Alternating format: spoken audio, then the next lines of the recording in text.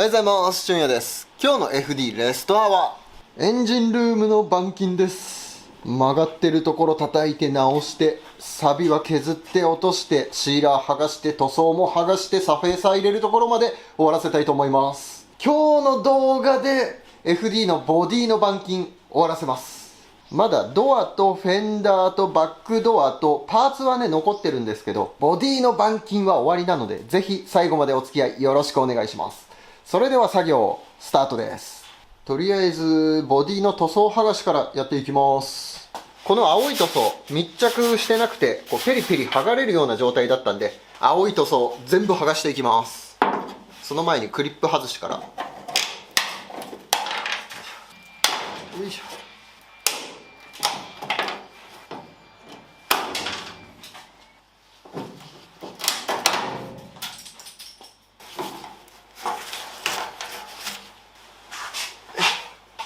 いつも通りバーナーでやっていきます。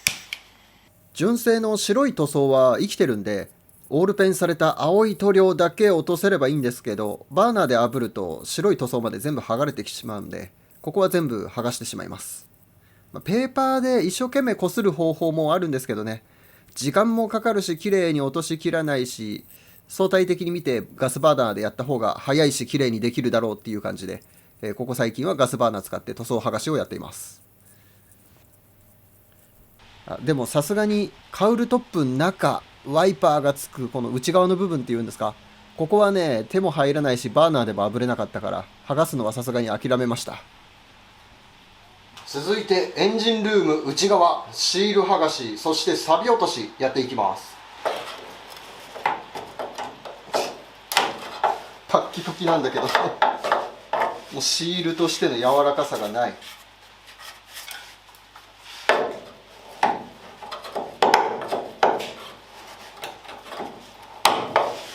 これ室内と同じ材質なんだよね。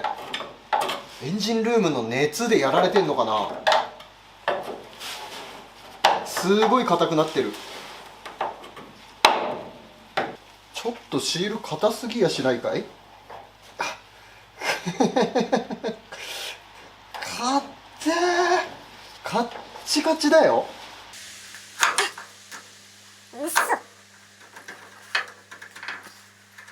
これ鉄板に引っかかって飲みが入りにくいとかじゃないですよ。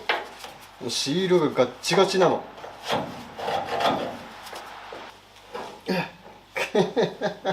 ああ、ここはどうにかまだ刃が入る。あ、硬え。うわ、これは大変。エンジンルームは全然硬さが違う。室内はねもっと柔らかかったです。うわ、これは時間かかるな。時間かかるけど映像にはいまいち見応えがないから、カメラ回ってないところで頑張ります。ということで映像はスキップします。ある程度ですけどシーラー剥がし終わりました。反対側もこんな感じ。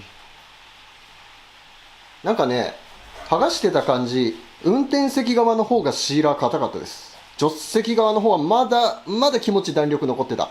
多分だけど、ここタービン、エキマニフロントパイプと全部ここエキゾースト系がね運転席側に集合するんですよね。だから多分その熱でねこの辺硬かったんじゃないかなって思います。まだこっちの方が気持ち柔らかかった。でも全体的には室内に比べるとやっぱりまだちょっと硬い感じがしますね。エンジンルームの熱で硬化してるんだと思います。でまだ隙間とかにね残ってるのがたくさんあるので、これはワイヤーブラシ使って剥がしていきたいと思います。でついでにサビもワイヤーブラシとかペーパーとか使って全部落としていきたいと思います。早送り映像でお楽しみください。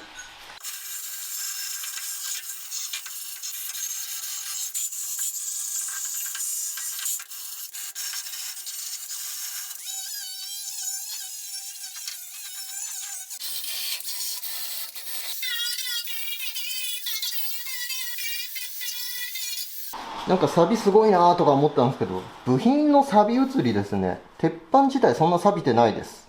削って鉄板が出てくる前に錆がいなくなりました。錆び汁がついてるだけです。ここもそう。削ったら塗装が綺麗になって錆は全然出てなかったです。なんか全体的にこう錆びてそうな雰囲気あるけど、全然フレーム錆びてないかもしれないです。大半錆び汁だね。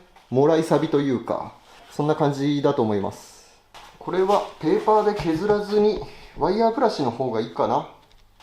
ただ、機械が入りにくそうな、すごく奥まった場所が多いので、これ使っていきます。削っても鉄板が削れない。表面の塗装に傷が入って、錆は落ちるけどね。そんな感じのやつです。不織布タイプのベルトサンダー。これで錆落としやっていきます。エンジンルームの錆び落とし、そしてペーパー掛けみたいな作業、いわゆる下地処理だけで丸1日かかってます。めっちゃ時間かかった。作業する面積がすごい広いですからね。仕方ないですよね。あと、前の動画でスポットブラストっていうのを使ってたと思うんですけど、ガンから出るサンドブラストみたいなやつ。あれも使ってみようかなと思ったんですけど、あまりにも面積広すぎて使うの諦めました。あれピンポイントで使うにはいいんですけど、広い面積作業するにはあんま向いてないです。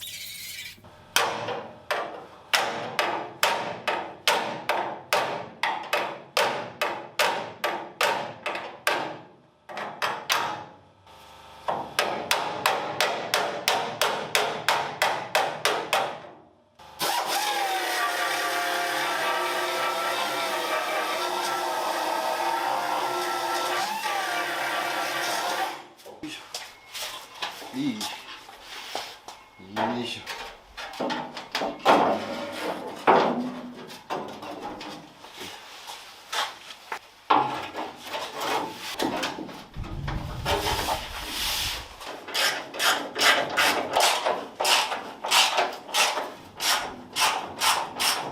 フレームのここがね、曲がっちゃってるんですよ。バンパーぶつけたりした衝撃で曲がったんでしょうね。で、ここを直していくのに、仮合わせで一応フェンダーつけました。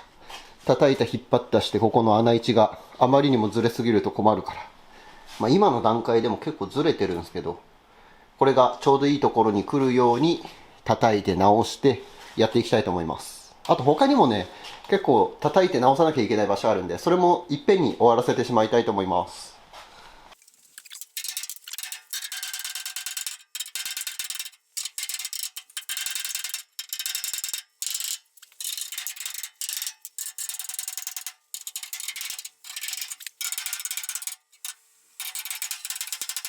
すげえ、ここ叩いて形整えたらこっちの穴あった。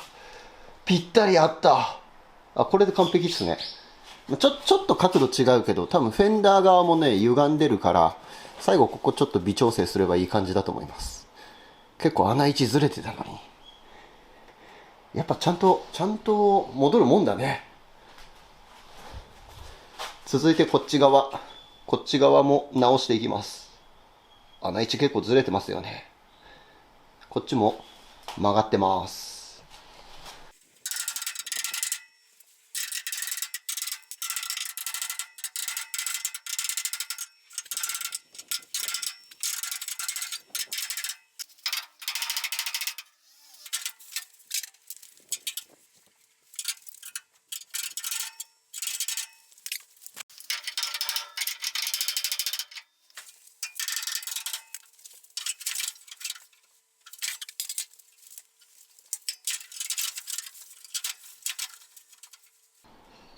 板金終了。穴位置もバッチリ。ホイールハウスのここって言ってわかるかな。絵的にちょっとわかりにくいですよね、ここ。ホイールハウスのここがね、へこんでるんですよ。どうやってここをへこますのかよくわかんないんですけど、へこんじゃってるんで、ここ板金して形整えます。裏側から、エンジンルーム側から当て木して叩くようかな。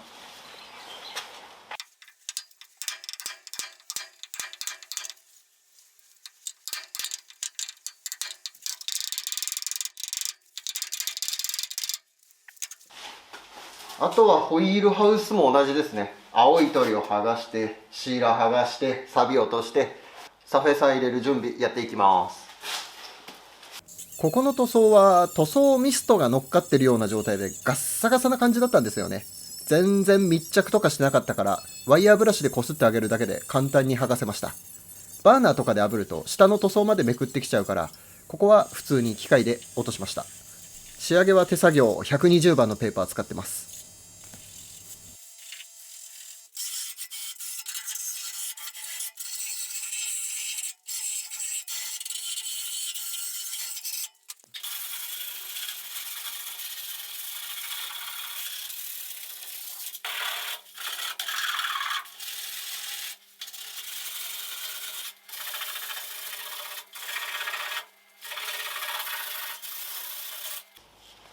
洗剤で洗っていきます。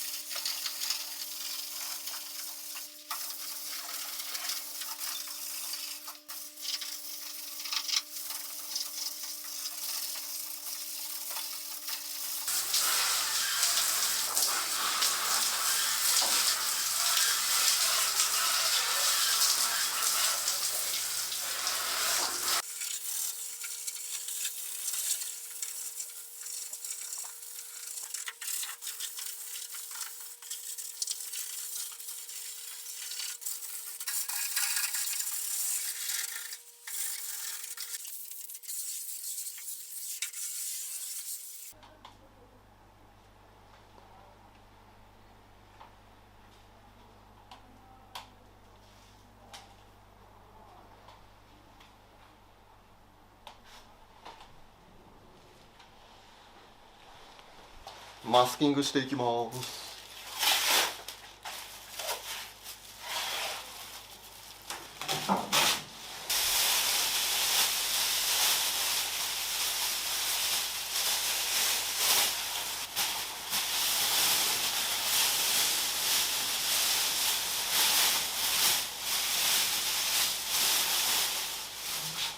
ダッシュします。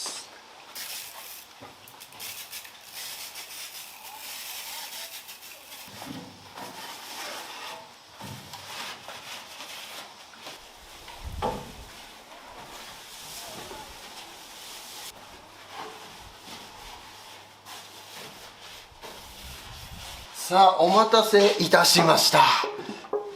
なんかすごいことになってんだ。まあいいか。塗装の時間でございます。とりあえず必殺錆封じ、いつも通りね、これで塗っていきたいと思います。よいしょ。今回塗るのはもうエンジンルーム全部塗っちゃいます。錆がね、結構あちこち点在してるんで、ちょこちょこそういう部分だけ塗っていくとなんか大変だから、もう全部エンジンルームもホイールハウスもカウルトップも、全部サフェーサーまで入れてしまいたいと思います。で、塗り方はいつも通り、必殺錆封じ塗って3時間乾かして、でサフェーサー、今回ねサフェーサー2色使います。グレーと黒と2色。その辺詳しいところはナレーションで補足入れてやりたいと思います。はい、それではお待たせいたしました。塗装タイム行ってみよう。まずは必殺錆封じから塗っていきます。最初言ってた通りエンジンルーム全部サフェーサーを入れるので、必殺錆封じも全部塗っていきます。ちょこちょこ塗っていくと大変なんですよね。それぐらいだったらまとめて全部入れてしまった方が見た目も綺麗に仕上がるし、塗装するのも楽だし、そういうのもチェックするの楽だからね。とりあえず全部塗っていきます。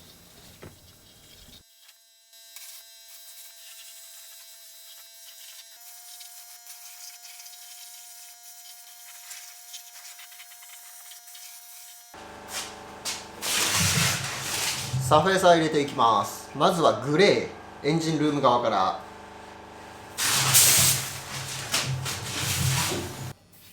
今までボディに塗ってきたサフェーサーと全く同じものです。これをエンジンルーム全体塗っていくような感じですね。ここまでの工程は今までと同じです。強いて言えば塗り残しがないようにしっかりと塗っていくぐらいかな。錆びてるところとかが見えてると、後でエンジンルーム塗装した時に透けて見えてるとか、ちょっとダサいですからね。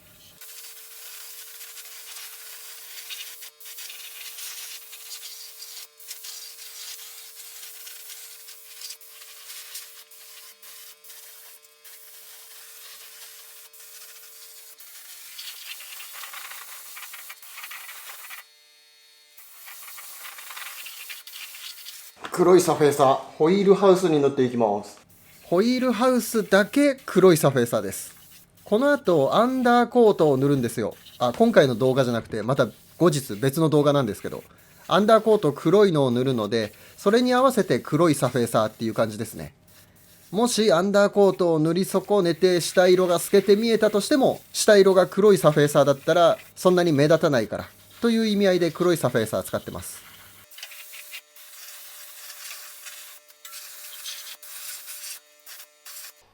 塗装翌日、綺麗になりました。錆がね、あっちこっちに点在してたから結局サフェーサー全部入れちゃったんですけど、やっぱ全部入れた方が見た目いいっすね。そして錆への耐久性も少しは上がったかな。これでしばらく錆とはおさらばできると思います。必殺錆封じも塗ったしね。ただちょっと塗装するときが大変かな。サフェーサー全部研ぎ入れなきゃいけないから、そこがちょっと大変だと思うけど、頑張りましょう。そこは僕の努力次第でどうにでもなるところだから、車の耐久性が上がったと思えば、いくらでも頑張れます。そしてホイールハウス。